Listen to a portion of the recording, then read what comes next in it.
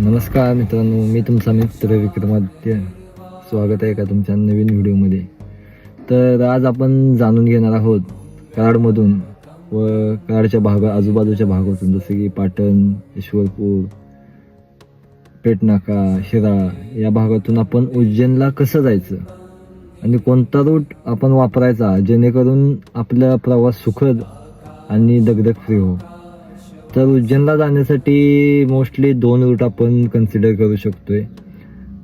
त्यातल्या आज आपण पहिल्या रूटबद्दल माहिती घेऊ.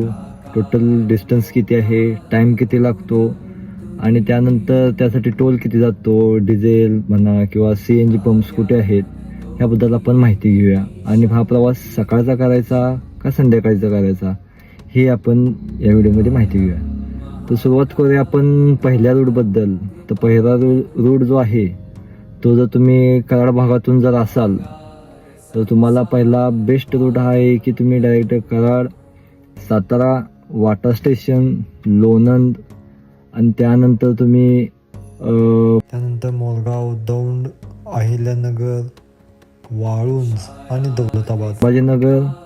संभाजीनगरवरून तुम्ही धुळे बायपास, सेंदवा आणि इंदोर आणि मग उज्जैनला डायरेक्ट उज्जैनला जाऊ शकता.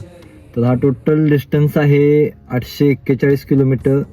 जर ट्रॅफिक असेल तर डायव्हर्जन असेल तर थोडं कमी जास्त होऊ शकतं.